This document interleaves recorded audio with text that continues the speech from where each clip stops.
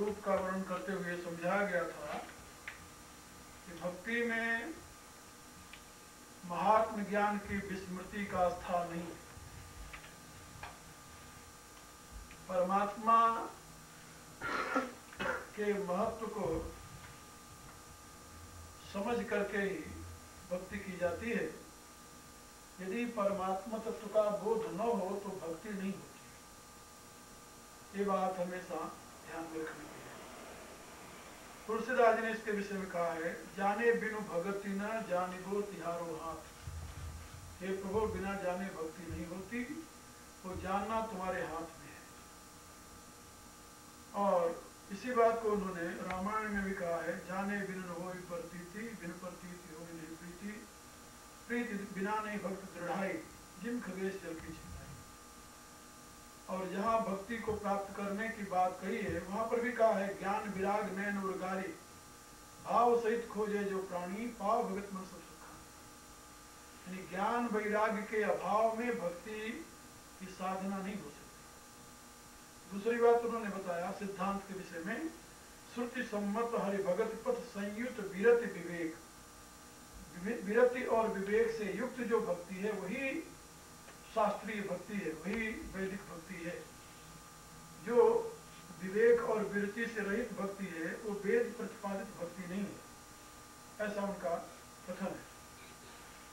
वो श्रुति सिद्धांत नहीं है।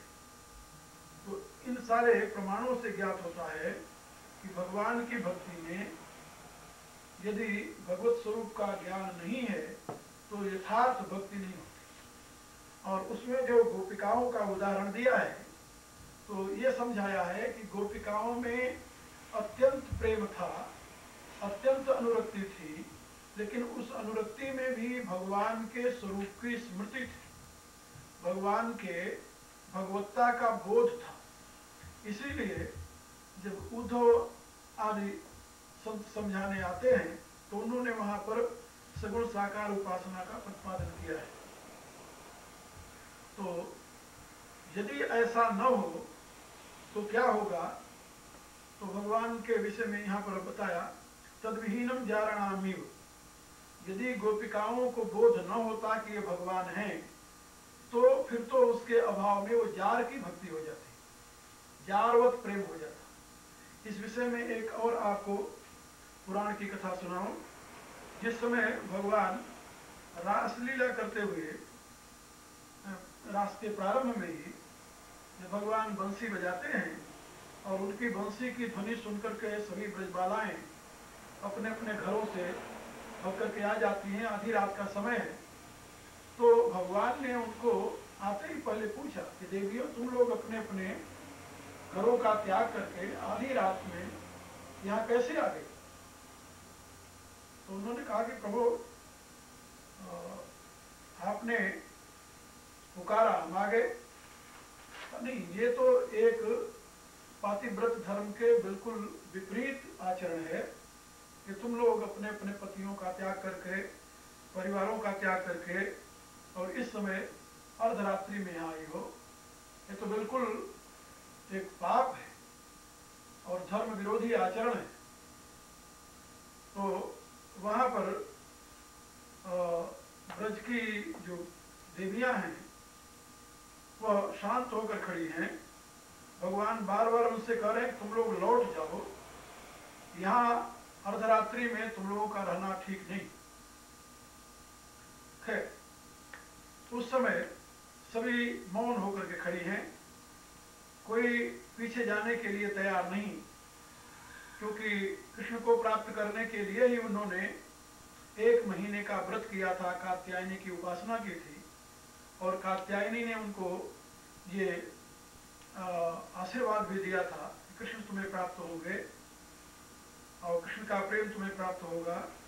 लेकिन अब वो देवियां सब हाथ जोड़े खड़ी हैं, घर जाने के लिए कोई तैयार नहीं है।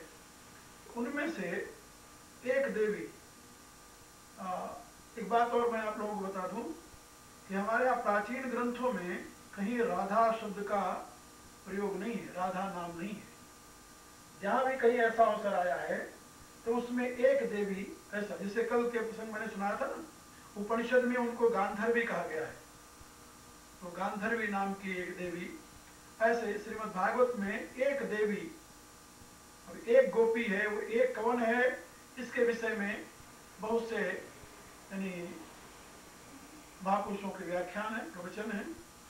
एक वही हो सकता है जो अद्वितीय हो, और उसको आगे चल करके राधा तत्व करके बताया है। तो उसमें एक देवी आगे बढ़ करके भगवान से एक प्रश्न करती है।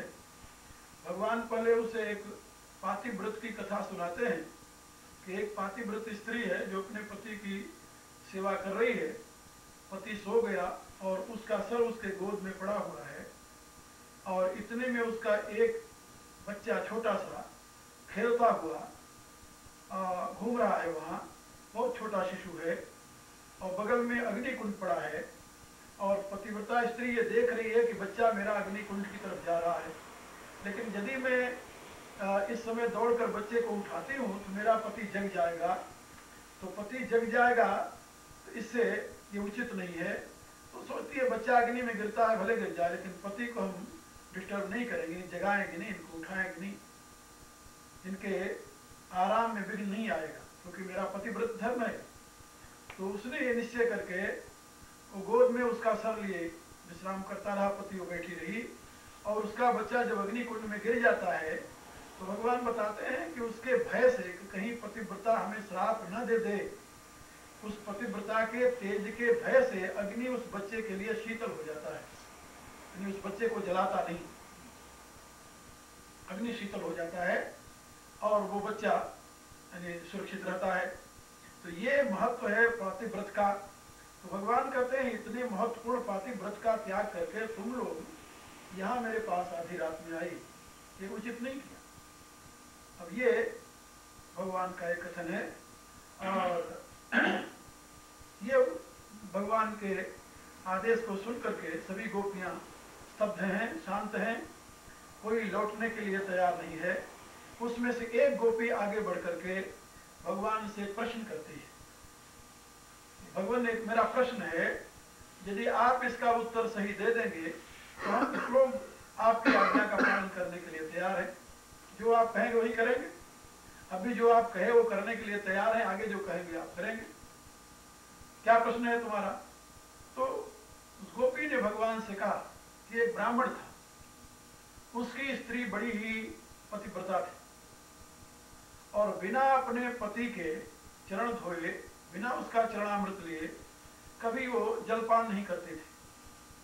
दैव योग बस उसके पति को किसी कारण बस कुछ काल के लिए उससे अलग होना पड़ा, अलग जाना पड़ा। उस स्त्री ने उससे निवेदन किया कि प्रभु आप तो जा रहे हो, और यदि आप नहीं रहेंगे तो मैं तो जलपान भी नहीं करती आपके चरणामृत के बिना, तो हम कैसे अपना जीवन बिताएंगे। तो उसने एक अपनी मृतिका की मूर्ति बना करके उस स्त्री को दे दिया कि जब तक मैं न आऊं तब तक तुम इस मृतिका की मूर्ति की तुम सेवा पूजा किया करना, इसको भोजन करा के भोजन करना, इसको स्नान करके चरणामृत लेना। ठीक है, इतना कह करके वो ब्राह्मण चला गया। और वो स्त्री जो थी उस मूर्ति की उपासना के माध्यम से अपने पति का चिंतन करती रही। एक दिन की बात, वो घर में किवाड़ बंद करके मूर्ति की पूजा कर रही थी, मूर्ति को स्नान कराया और कपड़े पहनाने जा ही रही थी। इतने में उसका पति आकर के दरवाजे पर यानी क्या बोलते हैं, नॉक किया अंग्रेजी में, हाँ, खटखटाया। जब वो खटखटाया तो अब उस स्त्री के लिए शास्त्र ये कहता है कि यदि आपने किसी मूर्ति की पूजा प्रारंभ की है तो मूर्ति को स्नान कराने के पश्चात उसको नग्न नहीं छोड़ना चाहिए। यदि छोड़ते हैं तो घोर पाप होता है। और एक तरफ तो वो उसकी मूर्ति को नग्न छोड़ना है, क्योंकि अभी तो स्नान कराया था, वस्त्र पहनाने जा रही थी, इतने में दरवाजे पर खटखटाहट हो गई। अच्छा, अब आप बताइए उस समय उसको उस मूर्ति को वस्त्र पहनाना चाहिए या दौड़ करके पति के लिए दरवाजा खोलना चाहिए, क्या करना चाहिए? तो भगवान ने कहा कि अरे देवियों, ये तो एक नासमझ व्यक्ति भी जानता है कि यदि असली पति उसका आ गया है और वो उसके लिए आवाज लगा रहा है दरवाजा खोलने के लिए, तो वो भला वो मूर्ख नारी नकली पति के उसके मिट्टी के पति की पूजा में क्यों अपना मन लगावे। तो उस गोपी ने कहा कि भगवान एक सामान्य सा आदमी तो जानता है, लेकिन पता नहीं आप क्यों नहीं जानते इसे। आप क्यों भूल रहे हैं, ये पता नहीं। एक सामान्य सा आदमी इसे जब जानता है तो आप क्यों भूल रहे हैं इसे। क्या ये सत्य नहीं है कि अब तक जिसकी सेवा में जिसकी पूजा में आप मुझे हम लोगों को लगाए थे वो मेरे नकली पति हैं। क्या ये सत्य नहीं है कि आप ही हम सबके असली पति हैं।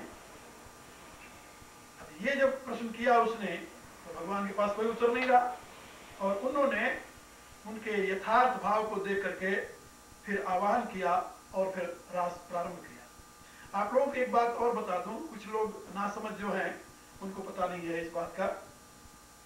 ये भगवान ने जो रास लीला की थी उस समय भगवान की आयु 9 वर्ष की थी।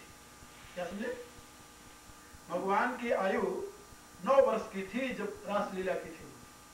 और जब चीर हरण किया था उस समय भी भगवान की आयु 9 वर्ष की थी।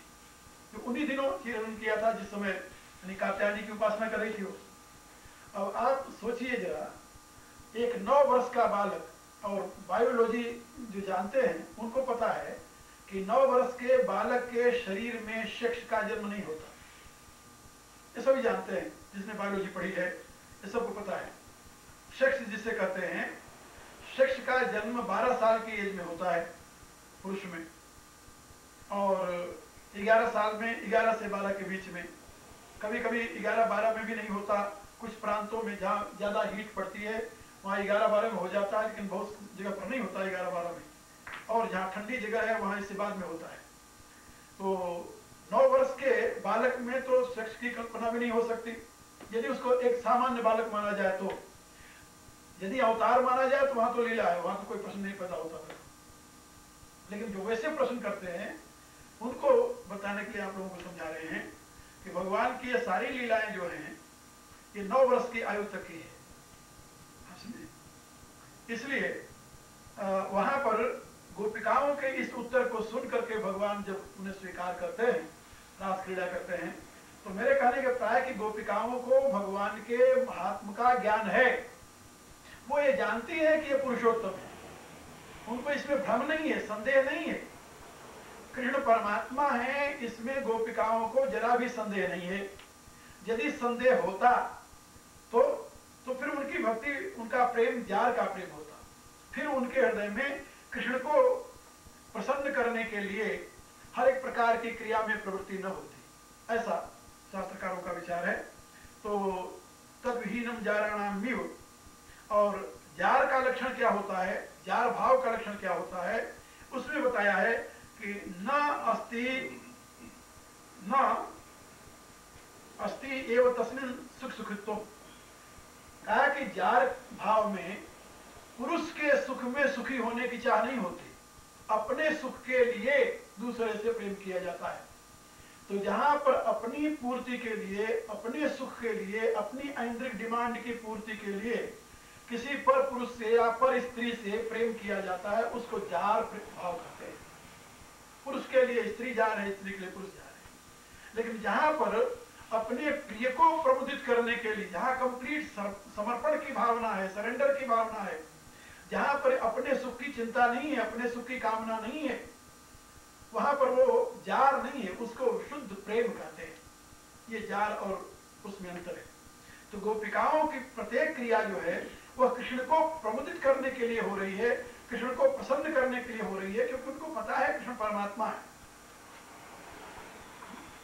और इस दृष्टि से उनके हृदय में जार भाव की स्थिति नहीं है। और इस प्रकार की जो भक्ति है, अखंड स्मरण के साथ, प्रभु के महात्म ज्ञान की स्मृति के साथ, प्रत्येक क्रियाकलाप को प्रभु को समर्पित करने की दृष्टि के साथ प्रभु से प्रेम करना, ये जो भक्ति का स्वरूप है, इसी को नारद महत्व देते हैं और इसी को यथार्थ भक्ति बताते हैं। जैसे गोपिकाएं, श्रीमद् भागवत में आया है कि वो गाय दूहते समय, झाड़ू लगाते समय, बर्तन मलते समय, भोजन बनाते समय, बच्चों को खिलाते सुलाते समय, पतियों की सेवा करते समय जो कुछ करती हैं वो सब कृष्ण के नाते करती हैं, कृष्ण के सिवा और उनके जीवन में दूसरा नहीं है। और इसी बात को रामायण में तुलसीदास जी ने लिखा है, भगवान लक्ष्मण को समझा रहे हैं। गुरु पितु मातु बंधु पति देवा सब वही का जाने दृढ़ सेवा। गुरु पिता माता बंधु पति जो कुछ है सबको मेरे स्वरूप में देखता हुआ और सब कुछ मेरे को ही समझता हुआ दृढ़ भाव से उनकी सेवा करे। और मम गुण गावत पुलक शरीरा गदगद गिरा, और मेरा स्मरण करते हुए मेरा गुणानुवाद गाते हुए उसके नेत्रों से जल बहने लगे, शरीर गदगद हो जाए, रोमांच हो जाए। काम आदि मद दम बन जाके, जिसके हृदय में काम आदि कोई दम्भ पाखंड के लिए गुंजाइश नहीं है, विशुद्ध प्यार विशुद्ध प्रेम जहां पर है, तात निरंतर बस में ताके, हे तात मैं उसी के बस में होता हूं। ये भगवान का कथन है। तो गोपिकाओं का इसी प्रकार का निश्चल प्रेम है। वहां कपट नहीं है, वहां दम्भ नहीं है, वहां पाखंड नहीं है, वहां दिखावा नहीं है, वहां भ्रांति नहीं है, वहां स्वार्थ नहीं है, वहां अपने सुख की लालसा नहीं है। इसलिए उनके विशुद्ध प्रेम को नारद जी ने आदर्श माना है।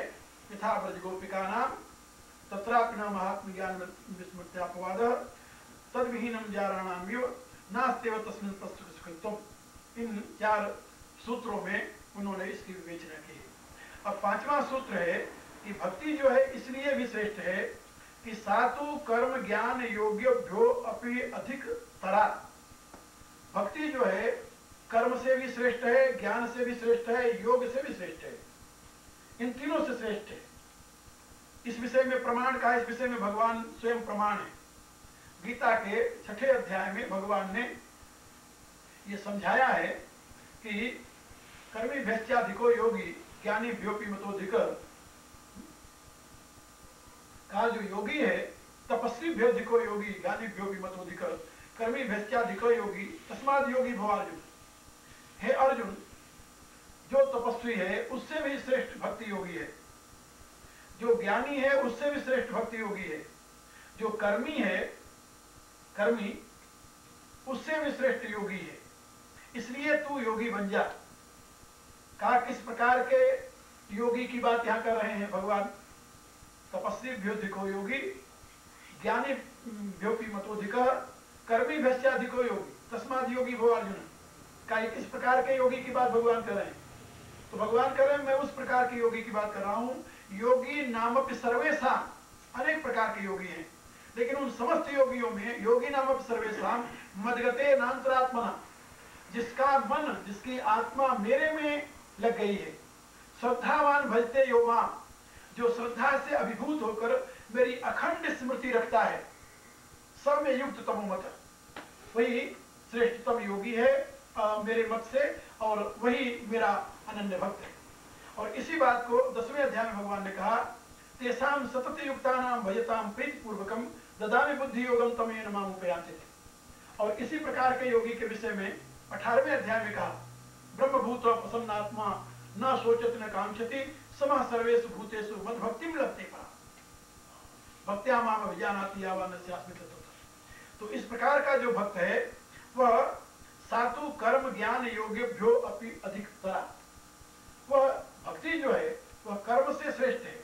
कर्म से तो श्रेष्ठ है तो सभी जानते हैं कि कर्म के बंधन से ये धागे कर्म के खुलते नहीं। तुलसीदास जी ने लिखा, छूटे मल की मलई के धोए, जैसे मल से धोने से मल नहीं छूटता, जल के धोने से मल छूटता है, ऐसे वो कहते हैं कि राम भगत जल बिनु रघुराई अभी अंतर मल कबो न जाए। कहा कि जो अंतर का मल है ये तो भक्ति रूपी जल से ही जा सकता है, कर्म रूपी मल से मल नहीं छूटता। जैसे मल से धोए तो मल नहीं छूटता, मल को धोने के लिए जल की जरूरत होती है। तो तुलसीदास जी ने कहा कि कर्म स्वयं में मल है और भक्ति जल है, तो राम भगत जल बिनु रघुराई अभी अंतर मल कबहु जाए। तो भक्ति रूपी जल से ही मल नाश होता है, ये उन्होंने समझाया।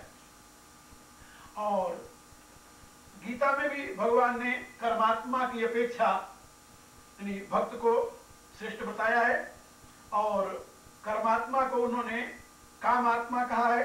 कामात्मा न स्वर्ग परा जन्म कर्म फल प्रदान क्रिया विशेष बहुलाम भोगेश्वरी गति प्रति। तो भगवान ने कहा वो तो तया पहट चेसा, वो तो हृत बुद्धि वाले, जिसकी बुद्धि हरी गई है वही लोग कर्म में आसक्त होते हैं। बुद्धिमान कभी कर्म में आसक्त नहीं होता, कर्म में निरत नहीं होता। कर्म मार्ग जो है वह भगवत प्राप्ति का, मोक्ष प्राप्ति का मार्ग नहीं है, ये भगवान का कथन है। तो इसलिए तपस्वी भ्योधिको योगी, और तपस्या से भी योगी श्रेष्ठ है, तपस्वी से भी श्रेष्ठ है योगी, क्योंकि तपस्वी जो है वह अपने अहम को शुद्ध करने के लिए तप में लगा हुआ है और अपने प्रयत्न द्वारा अपने मन को धोना चाहता है। तपस्वी से योगी श्रेष्ठ क्यों है, भक्त श्रेष्ठ क्यों है? कि तपस्वी जो है वह अपने प्रयत्न से अपने दोष को नाश करना चाहता है, और अपने प्रयत्न से दोष नाश करने की जो भावना है वो स्वयं अहम युक्त है, यानी उसमें सीमित अहम सुरक्षित है। तभी तो मैं अपने पाप को स्वयं नष्ट करूंगा, मैं अपने मल को स्वयं नष्ट, मैं वहां पर जीवित है। यानी जिस डार को काटना चाहता है उसी पर बैठा हुआ है, ऐसे आप समझ लो। अहम को नष्ट करने के लिए तो अहम ही तो दोष है सारा। दोष क्या है जिंदगी में? अहम। सारे दोष जिंदगी में जितने आते हैं, जिसको पाप कहो, दोष कहो, बंधन कहो, ये सब अहम से ही संबंधित है। और यदि तुम उसी अहम को माध्यम बना करके किसी क्रिया विशेष में प्रवृत्त होते हो तो अहम का नाश कैसे होगा? अहम को तुम सुरक्षित रख करके प्रवृत्त हो रहे हो, उसी पर तुम बैठे हुए हो, तभी तुम क्रिया में प्रवृत्त हो रहे हो। इसलिए तपस्वी भ्योधिको योगी, योगी वह है जिसने अपना अहम प्रभु को समर्पित कर दिया। इसलिए तपस्वी अपने अहम को लेकर तपस्या कर रहा है और भक्त अपने अहम को समर्पित कर चुका है, इसलिए वहां न तपस्या करना है न कुछ करना है, इसलिए वो उससे श्रेष्ठ है। और कर्मी भ्योधिका, और कर्मी से वो श्रेष्ठ है ही, क्योंकि कर्म में भी वही ज्ञानी भ्यस्त्या विधिको योगी। भगवान कहते हैं ज्ञानी से भी वो योगी श्रेष्ठ है। गीता के 6ठे अध्याय में भगवान ने बात बताई, बहु नाम जन्मना मनते ज्ञानवान माम प्रपद्यते। 7वें अध्याय में अनेक जन्मों के पश्चात फिर ज्ञानी आकर के मुझे समर्पित होता है। बहु नाम जन्मना मनते ज्ञानवान माम प्रपद्यते वासुदेव सर्वेति स महात्मा सुदुर्लभ। तो बहुत जन्मों के बाद ज्ञानी एक जन्म में समर्पित नहीं होता, कई जन्मों बाद हो जाकर प्रभु को समर्पित होता है। तो धीरे धीरे जैसे जैसे ज्ञान होता जाएगा वैसे वैसे वो समर्पित होता जाएगा।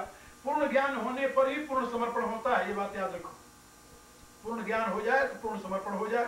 तो जब पता हुआ कि परमात्मा के सिवा कुछ है ही नहीं, तो हमारा क्या भूकत है? हम अपने इंडिविजुएशन को कैसे सुरक्षित रखेंगे और कहां तक रखेंगे, किस बेस पर रखेंगे? हमारा इंडिविजुएशन कुछ होगा ही नहीं ऐसी स्थिति में। तो यहाँ पर भगवान ने बताया कि तपस्वी से भी योगी श्रेष्ठ है, ज्ञानी से भी श्रेष्ठ है, कर्मी से भी श्रेष्ठ है। कौन सा योगी श्रेष्ठ है? योगी नामक सर्वेशाम मद्गते नान्तरात्मना। योगी कौन है? जिसने अपने मन को मेरे में लगा दिया है, जिसने पूर्ण रूप से अपने मन को मेरे में लगा दिया, जिसका मन, जिसकी बुद्धि, मयि अर्पित मनोबुद्धि मामे वशिष्ठ संशय, जिसका मन, जिसकी बुद्धि मेरे को पूर्ण रूप से अर्पित हो गई है, परमात्मा के सिवा जिसकी दृष्टि में कोई है ही नहीं, ऐसा योगी जो है भगवान कहते हैं कि वो सते युक्ततम मत, वह युक्ततम है। युक्त माने सबसे श्रेष्ठ योगी है, उससे बड़ा कोई योगी नहीं हो सकता। योगी नाम सर्वेशाम मद्गते नान्तरात्मा श्रद्धावान भजते यो माम सब युक्तम। तो युक्ततम है वो, यानी तम जो होता है सुपरलेटिव डिग्री है, इससे आगे और कोई नहीं है। तो ये प्रत्यय है तरप और तमप। तो तरप प्रत्यय जो है वो कंपैरेटिव डिग्री है और तमप प्रत्यय जो है वो सुपरलेटिव डिग्री, उससे आगे अब कुछ नहीं रहा। तो स में युक्त तमो मत, भगवान कहते हैं युक्त तम है, ऐसा मेरा मत है जो भक्ति भाव से। इसलिए यहाँ पर उसी भाव को व्यक्त करते हुए सातु कर्म ज्ञान योगेभ्यो भी अधिकतरा, क्योंकि फल रूपत्व भगवान कहते हैं वो फल है, यानी ज्ञान विराग नयन है और भक्ति मणि है, सुमति कुदारी है, जिसके द्वारा भक्ति मणि को खोजना है। तो भक्ति फल है। और इसी रूप से तुलसीदास ने अपने रामायण के प्रारंभ में लिखा, संयम नियम फूल फल ज्ञाना प्रभु पद रति रस वेद बखाना। और ये बड़ा एक रहस्यमय विवेचन है, इसको आप लोग ध्यान से समझिए। कहा कि ज्ञान क्या है? बोले साधन का फल। ज्ञान क्या है? साधन का फल, कोई तपस्या किया, साधन किया, योग का फल क्या? ज्ञान। धर्म ते विरति योग ते ज्ञान, ज्ञान मोक्ष प्रद वेद बखान। तो ज्ञान का फल क्या है? योग का फल क्या है? ज्ञान। ज्ञान का फल क्या है? मोक्ष। मोक्ष का फल क्या है? अब इससे आगे करते कोई फल नहीं उसका। मोक्ष का भी फल कुछ होना चाहिए कि नहीं? मोक्ष क्या? मोक्ष माने स्वतंत्रता। अब उसके लिए कोई बंधन नहीं रहा, तो बंधन नहीं रहा, इंडिविजुएशन है कि नहीं है उसका? तो इसमें दो अलग अलग विचार हैं। मोक्ष में इंडिविजुएशन है और मोक्ष में इंडिविजुएशन नहीं है, दो अलग अलग विचार हैं। यदि मोक्ष में इंडिविजुएशन नहीं है तो क्या है? एक बात। और यदि है तो अभी आखिरी यही मंजिल है कि आगे और जाना है? दो प्रश्न होते हैं। यदि मोक्ष में व्यक्ति का इंडिविजुएशन यानी सीमित एंटिटी बनी है, फिर यही उसका लक्ष्य है कि आगे और बढ़ना है उसे। और यदि उस समय उसकी एंटिटी नहीं है तो क्या है? उस समय उसकी क्या स्थिति है? साधना जो कर रहा था उसकी स्थिति क्या हुई? ये दो प्रश्न होते हैं। अब उसके लिए उत्तर है कि मोक्ष की एक अवस्था ऐसी है जिसमें सेपरेट एंटिटी होती है, और जहां पर सेपरेट एंटिटी है अभी वो अंतिम चरमावस्था नहीं है, अभी आगे और है। आगे जो क्या है? आगे जो है वो ब्रह्मलय है। क्या समझे? उसको आत्मनिर्वाण तो हुआ लेकिन ब्रह्म निर्वाण नहीं हुआ अभी। आत्मनिर्वाण माने, वाण माने होता है दुख, ये बात याद रखो आप। वाण माने दुख, निर्वाण माने दुख रहित स्थिति। जो बुद्ध कहते हैं ना निर्वाण, ये बुद्ध का ही नहीं है, तो निर्वाण बुद्ध से पहले गीता में कहा गया है। तो वाण माने दुख और निर्वाण माने दुख रहित स्थिति। अब दुख रहित स्थिति जीव को संप्रज्ञात समाधि में भी प्राप्त हो जाती है। जीव जब संप्रज्ञात समाधि में गया तो वहां उसको दुख रहित स्थिति प्राप्त हो गई, आगे उसमें दुख नहीं होता फिर। लेकिन संप्रज्ञात समाधि में उसकी एंटिटी बनी रहती है, उसका सेपरेट एग्जिस्टेंस बना हुआ है, क्योंकि चित्त अभी साथ है, चित्त नष्ट नहीं हुआ है।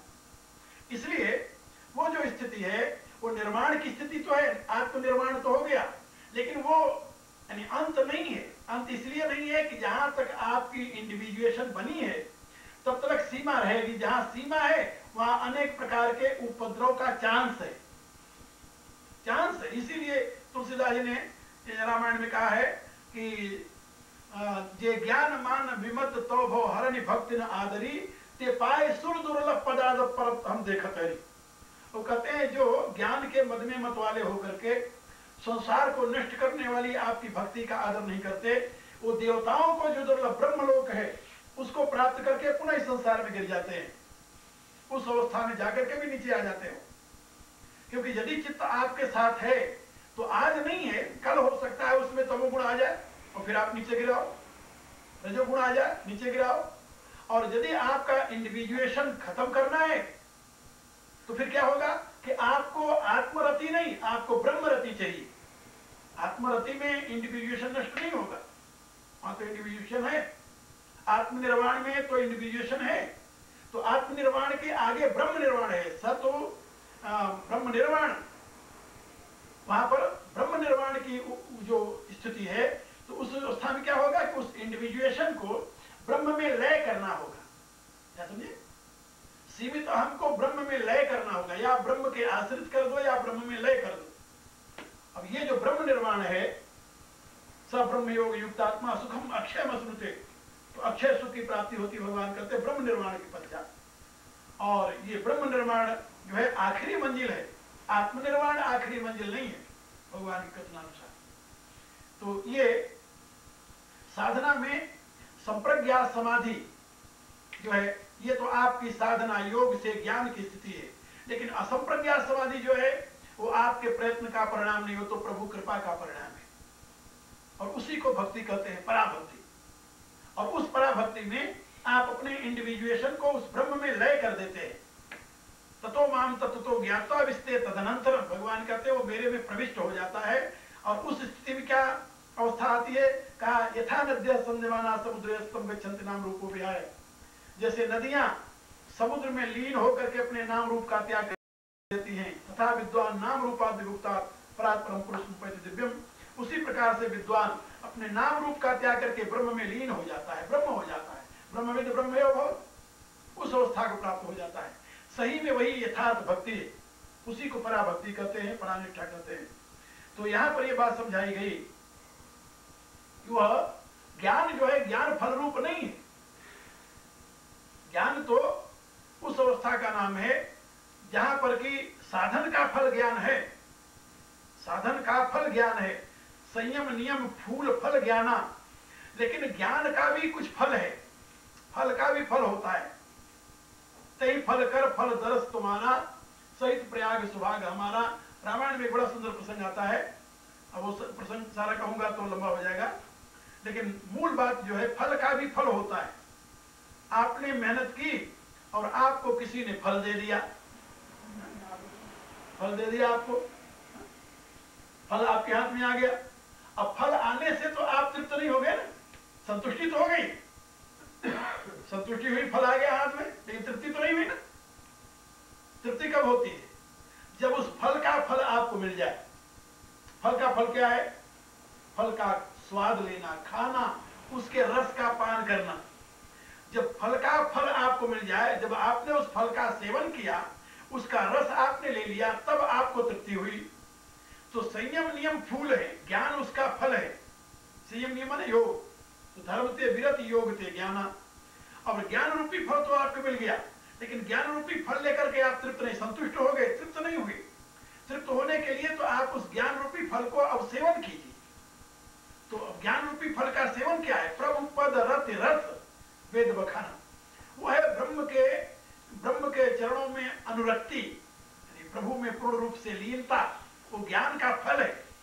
यदि उस अवस्था को आप प्राप्त नहीं किए तो ज्ञान का फल, ज्ञान रूपी फल से आपका कोई लाभ नहीं हुआ, संतुष्टि हो गई, तृप्ति नहीं होने की। ये रामायण में समझाया गया है। और इस विषय में भरत का जीवन है। भरद्वाज ऋषि के आश्रम में जब महात्मा भरत जाते हैं प्रयाग में, तो वहां पर भरद्वाज जी ने यही बात कही भरत से, कहा भरत सब साधन कर सुफल सुहावा। मैंने बड़ी साधना की थी और उसके साधना के फल में लखन राम से दर्शन पावा। हमें राम लक्ष्मण सीता के दर्शन हो गए, फल मिल गया। लेकिन ते ही फल कर फल दरस तुम्हारा। अब उस फल का यह फल है कि तुम्हारा दर्शन हो गया, सहित प्रयाग सुभाग हमारा। का फल क्या होता है? फल का फल होता है फल का रस। क्या तो राम मिल गए तो उससे तृप्ति नहीं हुई थी? बोले नहीं, तृप्ति नहीं हुई थी। क्यों नहीं हुई थी? कहा राम तो मिले लेकिन राम का प्रेम नहीं मिला। और भरत जो है, भरत राम प्रेम मूरत तनुआई। तुम तो भरत मोर मत एहू धरे देह जन राम स्नेह। भरद्वाज जी कहते हैं कि राम का जो प्रेम है वही साकार होकर के भरत रूप में प्रकट हुआ है। तो राम तो मिल गए थे लेकिन राम का प्रेम नहीं मिला था। आज हमें राम का प्रेम मिल गया, तो राम के मिलने का कोई लाभ नहीं। जैसे आप हमारे पास आए, हमारे पास जितना ज्ञान है, आपने प्रश्न किया, हमने आपको उत्तर दे दिया, आप अपना रास्ता ले चले गए। लेकिन उससे आप मुझे प्राप्त कर लिए, ऐसा तो नहीं हो सकता ना। यानी किसी से जब तक उसके प्रेम को प्राप्त न किया जाए तब तक उसकी प्राप्ति का कोई महत्व नहीं होता। किसी व्यक्ति के प्राप्ति का कोई महत्व नहीं है यदि उसका प्रेम न प्राप्त किया जाए। स्त्री विवाह करके पति के पास गई, पति ने उसके शरीर का प्रयोग किया, लेकिन पति के प्रेम को यदि स्त्री ने नहीं पाया या स्त्री के प्रेम को पति ने नहीं पाया तो उसका जीवन व्यर्थ रहा। शरीर के प्रयोग करने मात्र से, विषय की पूर्ति करने मात्र से किसी का प्रेम तो नहीं मिलता। क्या समझे? प्रेम पाना एक अलग चीज है, किसी के प्रेम को प्राप्त कर लेना अलग चीज है, व्यक्ति को पाना अलग चीज है। व्यक्ति तो मिल जाता है, प्रयत्न करो व्यक्ति मिल जाएगा, लेकिन प्रेम नहीं मिलता। क्योंकि प्रेम खरीदा नहीं जाता, व्यक्ति खरीदा जा सकता है, प्रेम नहीं खरीदा जाता। हम देखते हैं अनेकों ऐसे उदाहरण हमें मिलते हैं इतिहास में कि प्रेम के बिना व्यक्ति की उपलब्धि कुछ अर्थ नहीं रहती। तो ये जो स्थिति है उसको कहते हैं फल का फल। तो यहां पर प्रेम जो है वह स्वयं फल रूपा है। क्या समझे? ज्ञान फल रूप नहीं है। ज्ञान तो साधन का फल है, लेकिन ज्ञान रूपी फल का भी फल है। वो क्या है? प्रेम। उससे आगे और कुछ कोई फल नहीं है। रस का फल क्या होगा? रस का फल आनंद है। तो आनंदा रसम है लब्धा आनंदी भवति। वेद कहता है उस रस को प्राप्त करके जीव आनंदी हो जाता है, फिर आगे कुछ नहीं रहता। आनंदम ब्रह्मणो विद्वान न वेद को दर्शन। आनंद रूपी ब्रह्म की अनुभूति करने के पश्चात कहीं भय के लिए स्थान नहीं रहता। तो इसलिए बताया कि भक्ति जो है फलरूपत्व, वो स्वयं फल रूपा है, इसलिए ज्ञान से भी श्रेष्ठ है, तप से भी श्रेष्ठ है, कर्म से भी श्रेष्ठ है, योग से भी श्रेष्ठ है। जितने दुनिया में साधन है सभी साधनों से श्रेष्ठतम है भक्ति, क्योंकि वो स्वयं साधन नहीं है, वो फल रूपा है। फल रूपत्व, वो फल रूप होने के नाते अब यहां तक भक्ति की महत्ता का गान किया। अब आगे एक बात बता रहे हैं कि भाई भगवान से प्रेम प्राप्त करना जो है यही भक्ति है। सा परानुरक्ति ईश्वरे। तो भगवान से प्रेम कैसे प्राप्त हो? कोई साधन है इसके लिए? क्या साधन तो इतने बता दिए। उसके पूजा में अनुराग, उसकी कथा में अनुराग, उसके नाम स्मरण में अनुराग, जो उसके पाने के रास्ते हैं उसके अविरोधी तत्वों में अनुराग, संपूर्ण वस्तुओं को प्रभु को समर्पित करके प्रभु का हो जाना, ये सारे साधन है भक्ति के, जो कि बताया भी।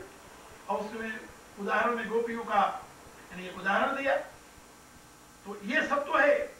कहा यानी इस रास्ते पर चलने वाला जो बिगिनर है, बिगिनर जो भी प्रारंभ करना चाहता है चलना, उसके लिए कौन सा सरल सा उपाय, पहला स्टेप क्या है जिस पर वो रख सके, पहला कदम रखे और फिर आगे बढ़े। तो इस विषय में नारद जी बता रहे हैं कि भाई पहला कदम जो है भक्ति में वो दैन्य है।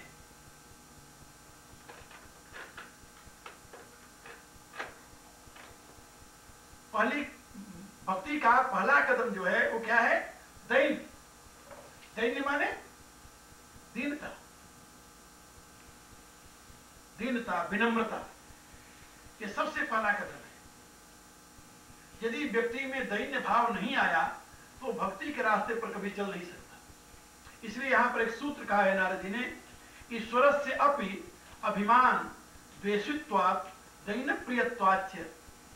का ईश्वर को भी अभिमान से द्वेष और दीनता से प्यार है।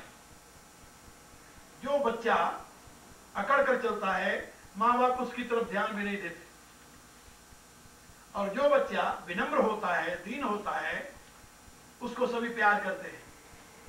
व्यक्ति के भी देख लीजिए, बड़ा से बड़ा विद्वान हो, लेकिन यदि अपने अहम में है, अकड़ में है, कौन पूछेगा उसको? कोई पूछता है? कोई विद्वान हो, कोई धनवान हो, कोई कुछ भी हो, का ऐसे सारे वान हो जितने वान हो सकते हैं, गुणवान, धनवान, ज्ञानवान, बलवान, सारे वान हो, सब कुछ हो, लेकिन विनम्रता ना हो, दैन्य भाव ना हो, सरलता ना हो, रिजुता ना हो उसमें, तो किस काम का? वो किसी काम का नहीं। कोई उसे नहीं चाहता। क्यों नहीं चाहता? इसलिए कि ईश्वर ही उसे नहीं चाहता, दूसरे कौन चाहेगा? एक बात यहां पर समझाई गई कि जिसको ईश्वर नहीं चाहता उसको कोई नहीं चाहता। ये बात याद रखो। जिसको ईश्वर चाहता है उसको सब चाहते हैं। जो जन प्यारे राम के सो सब ही के मीत। जिसको प्रभु चाहते हैं सब उसको चाहते हैं, और जिसको प्रभु नहीं चाहते उसको कोई नहीं चाहता। ये बात याद रखना है। और प्रभु किसको चाहते हैं? दैन्य प्रियत्वाच्य। जो दैन्य भाव में रहने वाले हैं प्रभु उनको प्यार करते हैं।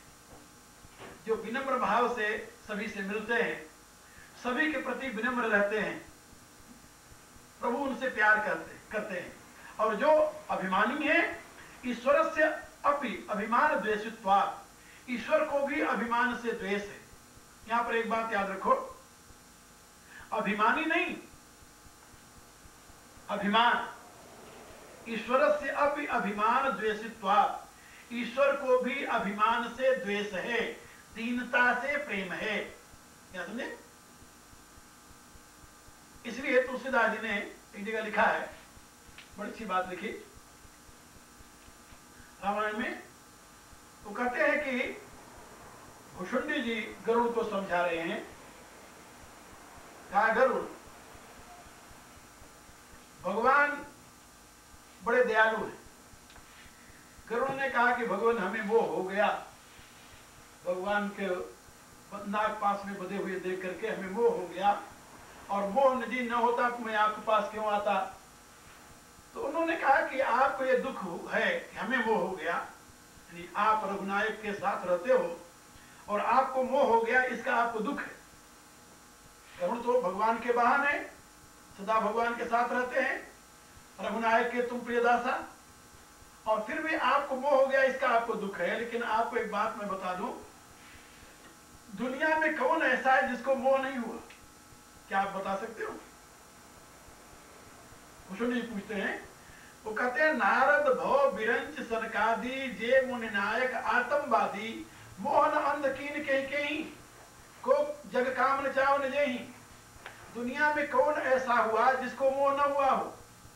चाहे वो ब्रह्मा है, चाहे वो शिव हैं, चाहे वो नारद हैं, चाहे वो सनकादि हैं, चाहे वो ऋषि मुनि हैं, जो भी है दुनिया में कोई ऐसा अभी तक नहीं मिला जिसको मोह न हुआ हो। मोह न अंध कीन कहीं, किसको मोह ने अंधा नहीं बनाया? कहा कि ये मोह क्यों होता है?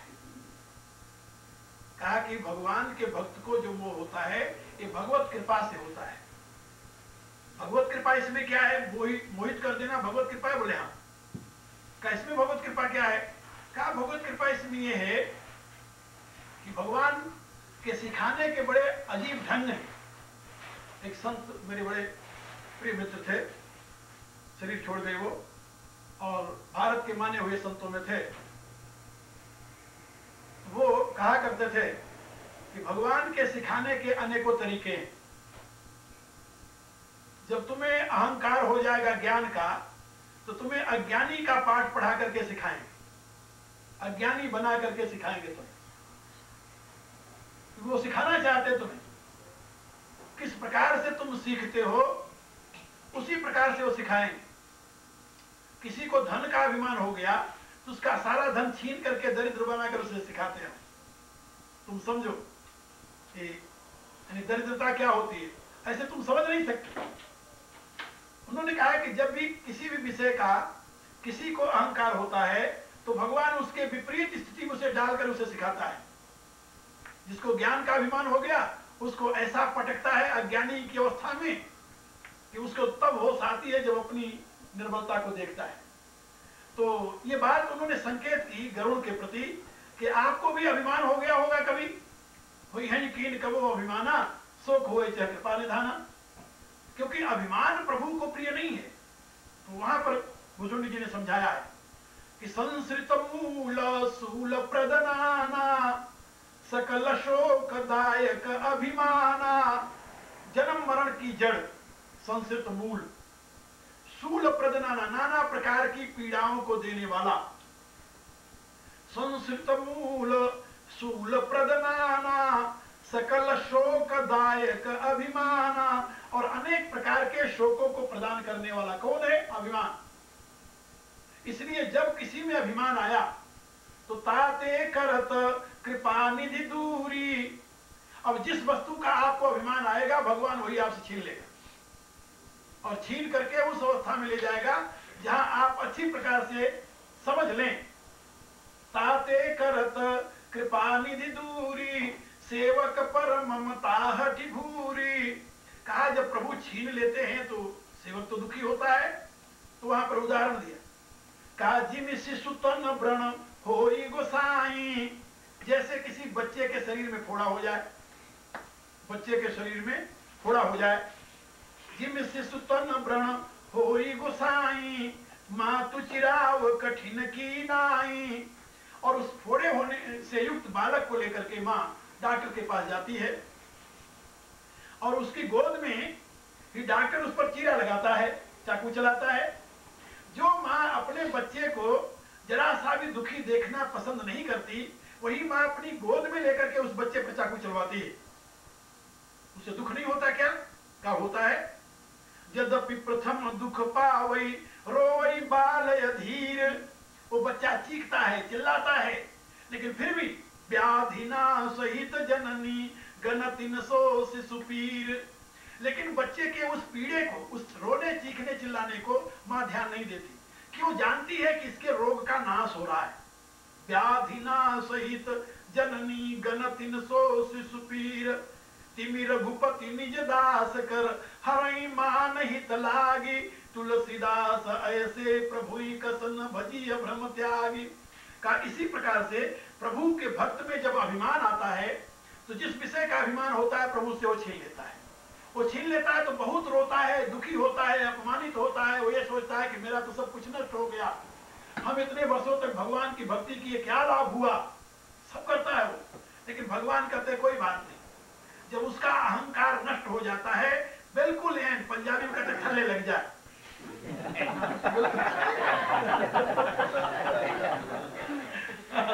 बिल्कुल जब जमीन पर पड़ जाता है वो, तब भगवान कहते हैं कि अब बताइए तो, फिर वहां से उसे उठाते हैं। यद्यपि प्रथम दुख पावई, रोवई बालय धीर, व्याधिना सहित जननी गण 300 शिशु पीर, तिमि रघुपति निज दास कर, हरई मान हित लागी, तुलसीदास ऐसे प्रभु कसन भजिय भ्रम त्यागी। कहा प्रभु इसी प्रकार से करुणा करके अपने भक्तों को अहंकार को दूर करते हैं और उसमें उनकी करुणा छिपी हुई होती है। यानी भगवान जब किसी भक्त को दुख देते हैं या उसके अहंकार को दूर करने का प्रयत्न करते हैं तो उसमें भी करुणा छिपी है। ये नहीं भगवान को द्वेष हो गया, भगवान उस भक्त से द्वेष नहीं कर रहे हैं। किससे द्वेष कर रहे हैं? उसके अभिमान से। भगवान को अभिमान से द्वेष है, दीनता से प्यार है, बस ये बात याद रखो। और जब भी जहां अभिमान आया तो यदि भगवान तुम्हें अपनाना चाहेंगे फिर तो तुम्हारे अभिमान को जड़ से उखाड़ देंगे, और नहीं अपनाना चाहेंगे तो उसी में और ढकेल देंगे, जाओ। जैसे जब माँ बच्चे को उठाना चाहती है, दूध पिलाना चाहती है, तो उसके हाथ से खिलौने छीन कर बाहर फेंक देती है, उसे उठा लेती है। और जब माँ उसको नहीं उठाना चाहती, बालक रोता है दूध के लिए या आंचल पीने के लिए, तो माँ एक झुंझुना पकड़ा देती, कहती जाओ खेलो। तो इसी रूप से भगवान भक्त को दुनिया की संपत्ति, दुनिया की इज्जत, दुनिया का मान, दुनिया के खिलौने उसे ही पकड़ाते हैं जिसको अपनाना नहीं चाहते। और जो खिलौने में मस्त हो गया, भगवान कहते तुम खेलते रहो, फिर क्या। जो जिसको कोई खिलौना नहीं चाहिए, जो कहता हमें कुछ नहीं चाहिए, जब सबको आप देखते होंगे छोटा बच्चा जब खिलौना पकड़ावे माँ वो फेंक दे, डॉलर पकड़ावे वो फेंक दे, मिठाई पकड़ावे वो फेंक दे, कुछ नहीं चाहिए, तब माँ उठाती है, गोद में लेती, कहती आ भर।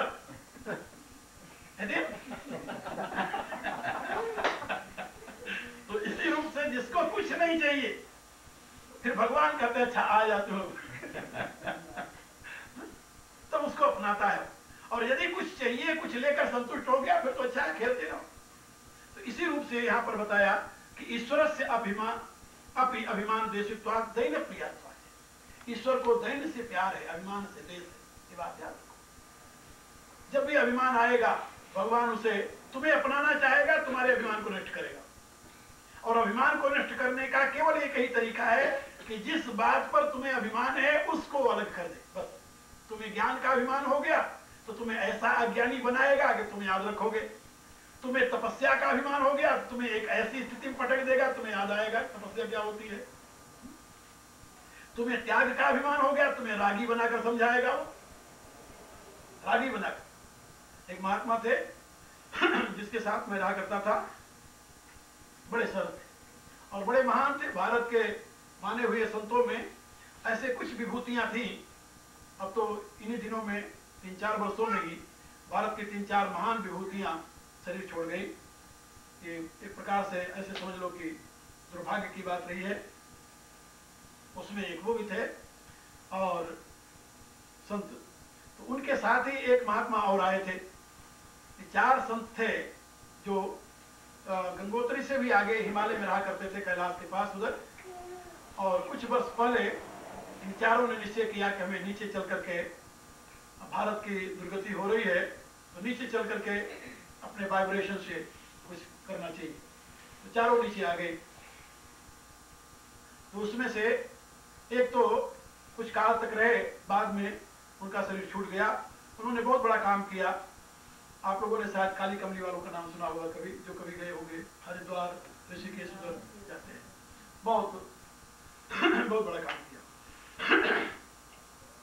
दूसरे एक और संत थे, उन्होंने भी बहुत काम किया अपने दिव्य जीवन से, काफी लोगों को संस्कारित किए और वो किए। यहाँ पर एक अमेरिकन को उन्होंने अपना शिष्य बनाया। उनके कई अमेरिकन शिष्य बने वैसे, लेकिन एक अमेरिकन में उन्हें संस्कार देकर के यहाँ भेजा। उसका नाम रामदास है, कैलिफोर्निया में वो रहता है, शायद सुना हो कभी आप लोगों ने उसका नाम।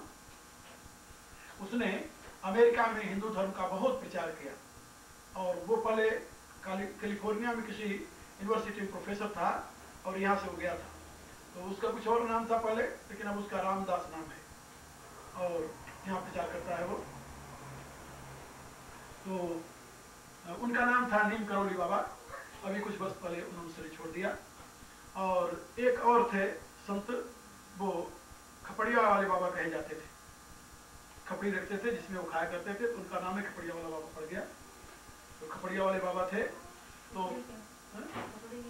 खपड़ी होती है ये मिट्टी के बर्तन टूट जाते हैं ना, तो उसका आधा टूट नीचे वाला, तो उनका नाम खपड़िया वाला बाबा पड़ गया। तो उसी में रोटी खाते थे वैसे। तो वो आखिर में फिर तो वो जन संसर्ग से आप तो गए ऊपर से नीचे, लेकिन वो जन संसर्ग से दूर रहते थे हमेशा।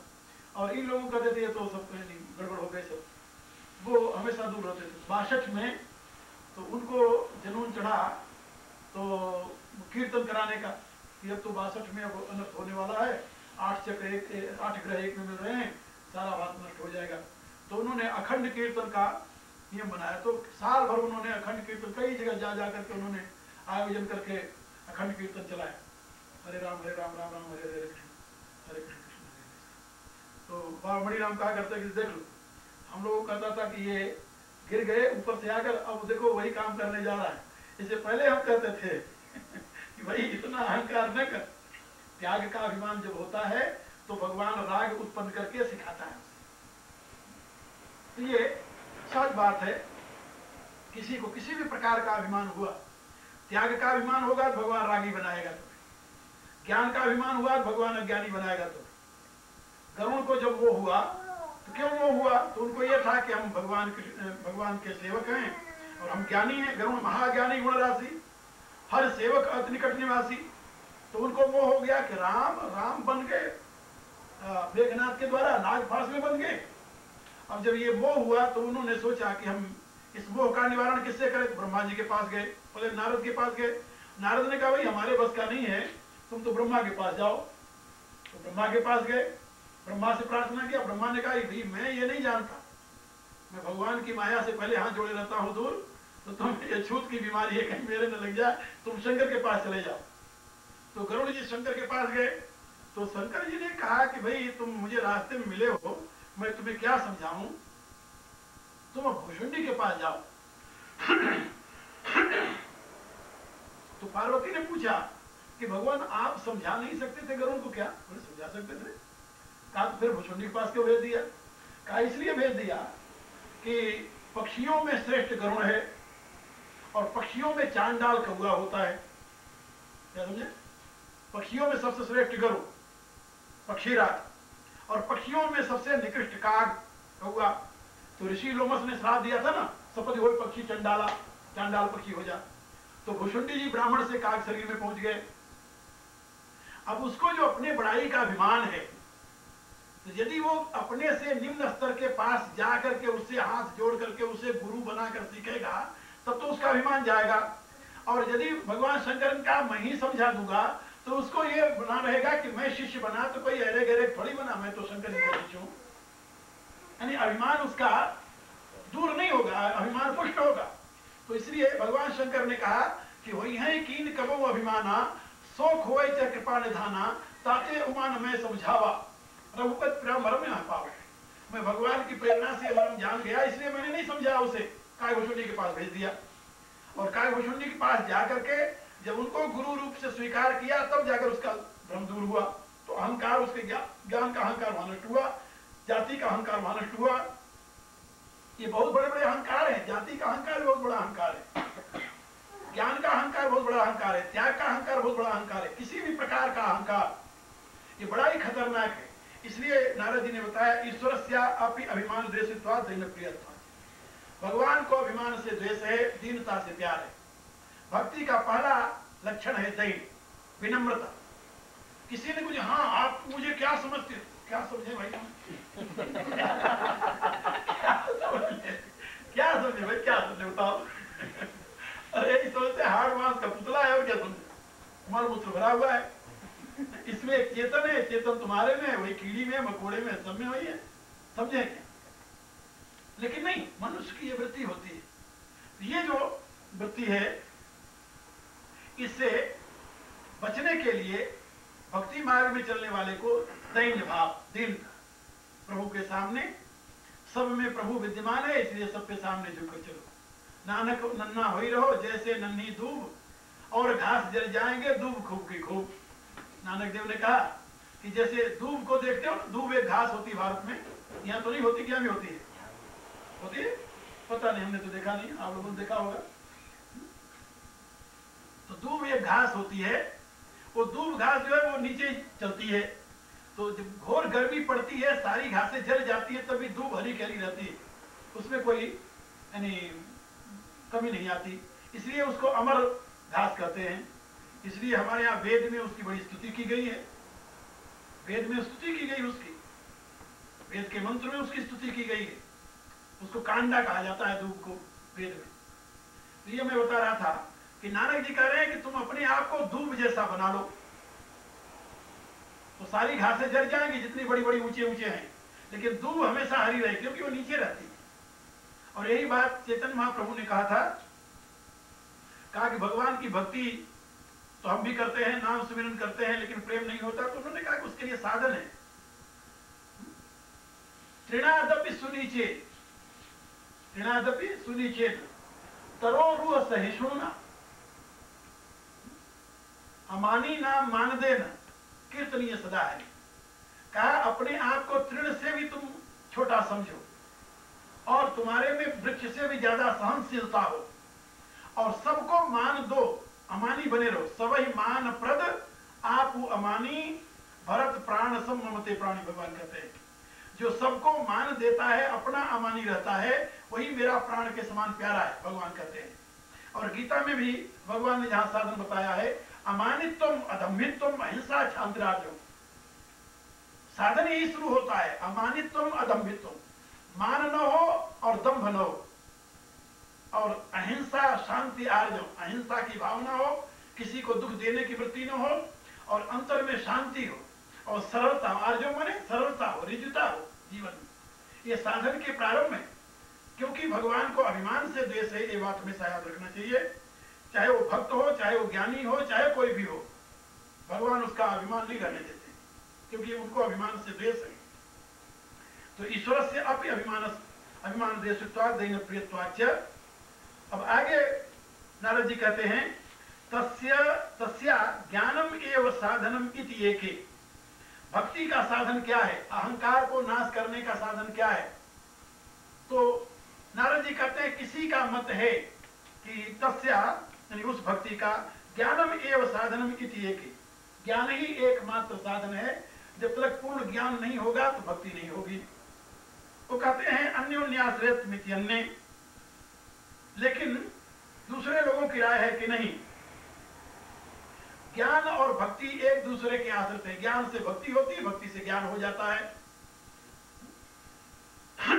तीसरा कहते हैं स्वयं फल रूपेति ब्रह्म कुमारा, लेकिन ब्रह्म कुमार, सनत कुमार आदि कहते हैं, नारद आदि कहते हैं कि भक्ति जो है वो स्वयं फल रूपा है, वह किसी साधन की अपेक्षा नहीं रखती, किसी साधन की अपेक्षा नहीं रखती। यहाँ ज्ञान जो है, यहाँ शास्त्र ज्ञान की बात समझना चाहिए। कुछ आचार्यों का मत है यदि शास्त्र ज्ञान होगा तो भक्ति होगी। तो भारत में ऐसे अनेकों संत हुए हैं जिनको शास्त्र ज्ञान नहीं था, लेकिन महान भक्त हुए हैं। शास्त्र तो दूर रहा, उनको संस्कृत का भी ज्ञान नहीं था, शास्त्र का ज्ञान होता, लेकिन महान भक्त हुए हैं वो। और बहुत ऐसे हैं जो कि ज्ञान भी था, प्रेम भी था, भक्ति भी किया उन्होंने। दोनों प्रकार के लोग मिलते हैं। तो सही क्या है, तो नारद जी ने कहा कि मेरे विचार से स्वयं फल रूप तेति ब्रह्म कुमारा का भक्ति स्वयं फल रूपा है। ज्ञान होने पर भक्ति हो ही जाए, कोई ऐसा कानून नहीं। यदि ज्ञान होने पर भक्ति हो ही जाती फिर तो जितने ज्ञानी थे सब भगत हो जाते, लेकिन ऐसी बात नहीं है। ज्ञानवान माम प्रपद्यते, भगवान कहते जब ज्ञानी मेरी शरण में आता है तब मेरी भक्ति को प्राप्त करता है। और यही बात हम रामायण में उत्तरकांड में देखते हैं, जब भुषुंडी जी से प्रश्न करते हैं गरुण जी कि कहीं शास्त्र मुनि वेद पुराण नहीं कहीं दुर्लभ ज्ञान समाना, सो मुनि तुमसन कहे गोसाई नहीं आदर भगत की नाही। कहा ज्ञान से बढ़कर कोई है नहीं, वही ब्रह्म ज्ञान का उपदेश आपको दे रहे थे यानी मुनि, लेकिन आपने उसका आदर क्यों नहीं किया? तो उन्होंने कहा इसमें कारण है क्यों नहीं किया। केवल ज्ञान से बात बनती नहीं, केवल ज्ञान हेतु श्रम लागी, जो कहते हैं वहां पर भुषुंडी जी ने बताया कि जो भक्ति का त्याग करके केवल ज्ञान के लिए श्रम करते रहते हैं, ते सठ, वो सठ है, मूर्ख है। ते सठ महासिंधु बिनु तरणी, पैर तैर पार चाहे निज करनी। कहा जो लोग भक्ति का, भगवान का आसरा छोड़कर केवल ज्ञान के बल से संसार सागर को पार करना चाहते हैं, वो मूर्ख हैं। और वो यानी समुद्र को बिना जहाज के, बिना नाव का सहारा लिए तैर करके, अपने हाथों से तैर करके पार होना चाहते हैं। तो जैसे समुद्र को तैर कर पार करना असंभव है, इसी रूप से केवल ज्ञान के बल से, भगवान का सहारा बिना लिए केवल ज्ञान के बल से संसार सागर को पार करना भी असंभव है, ऐसा तुलसीदास जी ने बताया है। और यहाँ पर भी महात्मा नारद ने यही सिद्धांत स्थापित किया है। इन तीनों सूत्रों का मैं कल विवेचन करूंगा। असर पूरा हो गया। श्री कृष्ण वंदे जगत गुरु, श्री कृष्ण वंदे जगत गुरु, श्री कृष्ण वंदे जगत गुरु, श्री कृष्ण वंदे जगत गुरु, श्री कृष्ण वंदे जगत गुरु, श्री कृष्ण वंदे जगत गुरु, श्री कृष्ण वंदे जगत गुरु, श्री कृष्ण वंदे जगत गुरु, श्री राम वंदे जगत प्रभु, श्री राम वंदे जगत प्रभु, श्री राम वंदे जगत प्रभु, श्री राम वंदे जगत प्रभु, श्री कृष्ण